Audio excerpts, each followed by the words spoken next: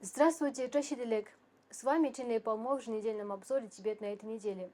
В этом выпуске вы узнаете о последних событиях, связанных с его святейшеством Далай-ламой, Тибетом и Центральной тибетской администрацией. Коротко о главных событиях. Его святейшество поздравляет вновь избранных президентов Южной Африки и Мексики.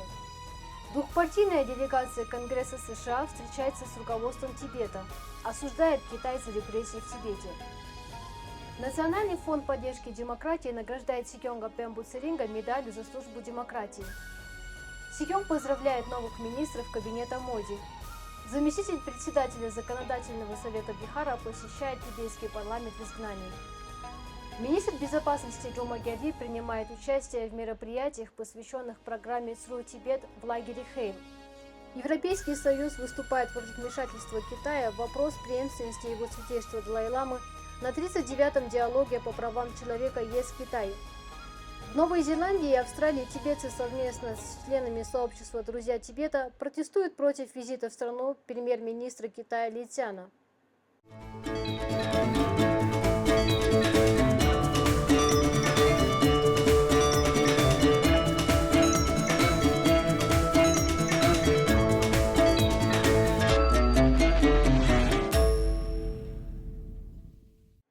На этой неделе, во вторник, его святейшество Далай-лама направил письмо с поздравлениями Сирилу Рамафосе по случаю его переизбрания на пост президента Южноафриканской Республики по итогам прошедших выборов.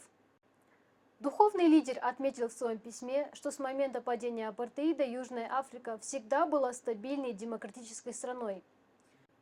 Ее разнообразное многонациональное общество, включающее в себя широкий спектр культур, языков и религий, живущих в мире и согласии, служит примером для подражения другим. Его святейшество также написал Клауди Шейнбаум письмо, в котором поздравил ее с тем, что она стала первой женщиной, избранной президентом Мексики. Его святейшество написало своей твердой убежденности в том, что если бы среди наших лидеров было больше женщин, мир стал бы более понимающим и мирным местом. Действительно, в истории человечества большинство воинов были мужчинами, в то время как женщины неизменно проявляют больше заботы и сердечности о благополучии других людей. Во вторник на этой неделе представители двухпартийной высокопоставленной делегации Конгресса США посетили Центральную тибетскую администрацию и встретились с тибетским руководством в Тарамсале. Председатель Комитета по иностранным делам Палаты представителей Конгресса США Майкл Маккл возглавил делегацию, в состав которой вошли почетный спикер Нэнси Пелоси, представитель Марианет Миллер Микс, представитель Григорий Микс, представитель Никол Малиотакис, представитель Джим МакГоверн и представитель Ами Бера. I want to say greetings to the great people of Dharamshala. Yes, sir. And we are very excited to see His Holiness tomorrow to talk about many things, including the bill we just passed out of Congress that basically says that the United States of America stands with the people of Tibet. В среду утром делегация встретилась с его святейшеством Далай-ламой, во время которой спикеры сообщили его святейшеству о том, что законопроект касательно решения тибетского вопроса вскоре вступит в силу в США. Делегация посетила тибетский парламент в изгнании, а также тибетский музей, после чего последовал ужин, организованный ЦТА в Тибетском институте исполнительских искусств. В среду на этой неделе Центральная тибетская администрация пригласила официального государственного оракула Нычунга на краткую церемонию, состоявшуюся утром в главном храме Цуглаканг Декченчулинь. На церемонии присутствовали высокопоставленные члены делегации Соединенных Штатов Америки.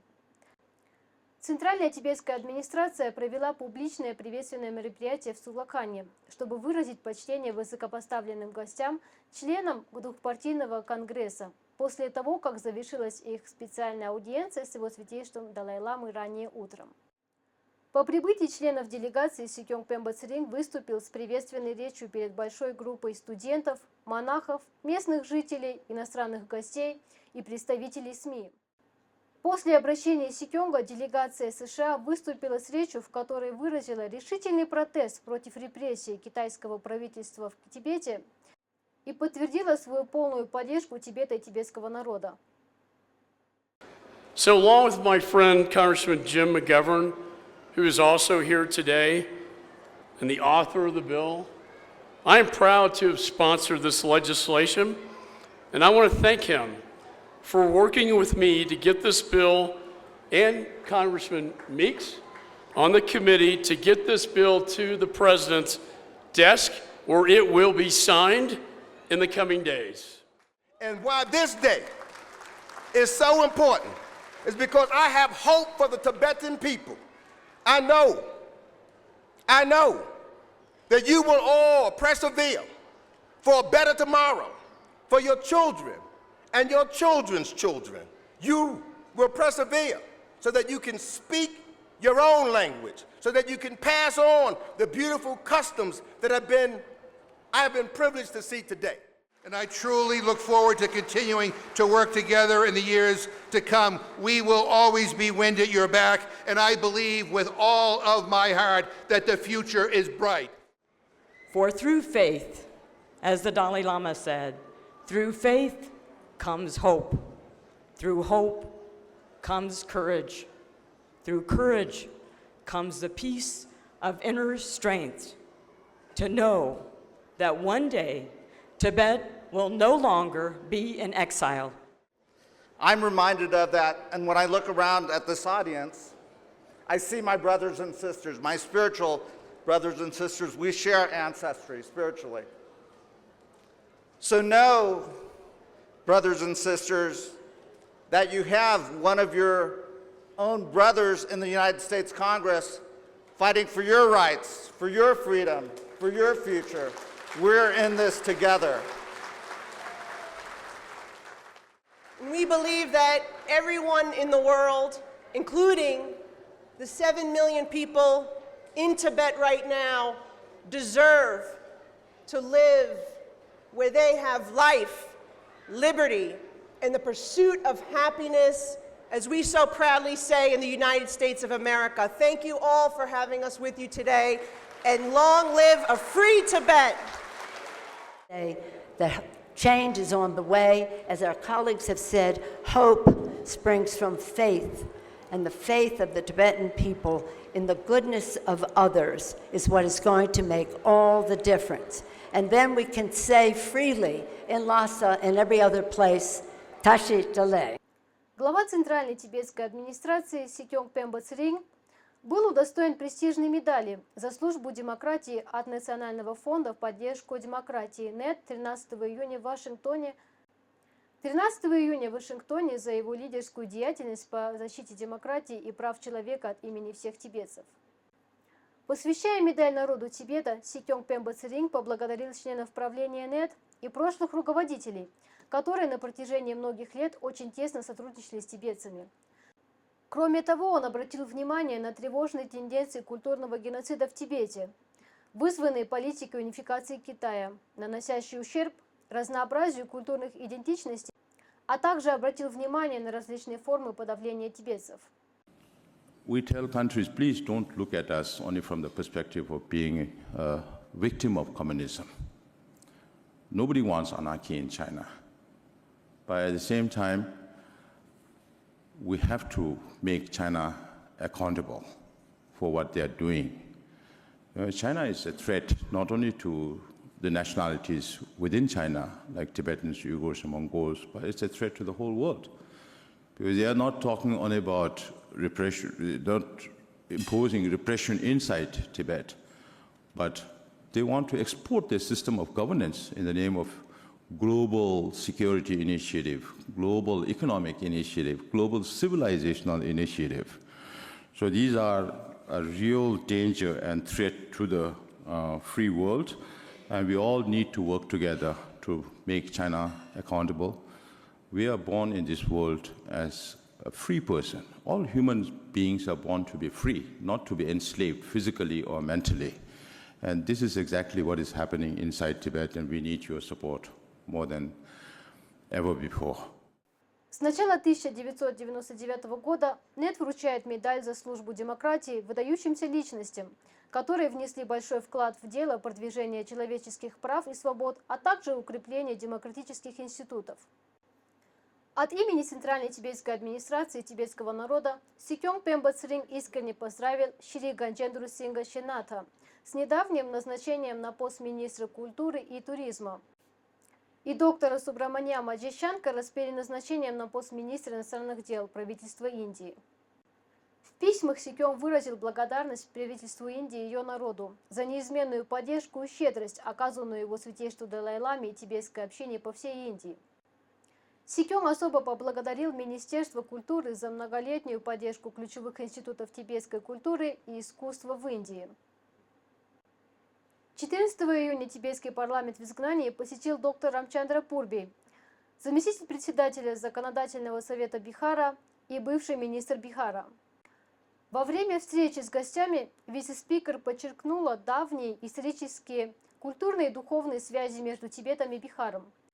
Вице-спикер призвала их высказывать свое мнение по вопросам, касающимся Тибета и тибетцев, в частности, по поводу вмешательства Китая в процесс инкарнации его святейшества Далай-ламы в Видан-Сабе.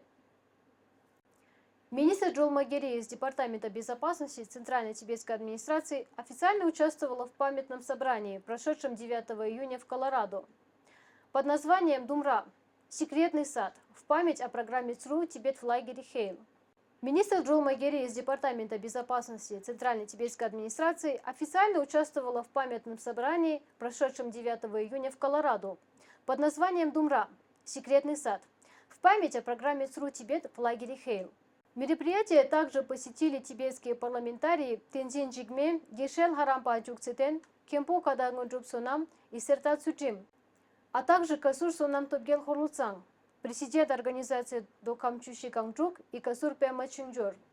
Кроме того, на мероприятии присутствовали 92-летний тренер ЦРУ Брюс Волкер и Церинг Дорже, который в то время служил тибетским переводчиком во время тренировок.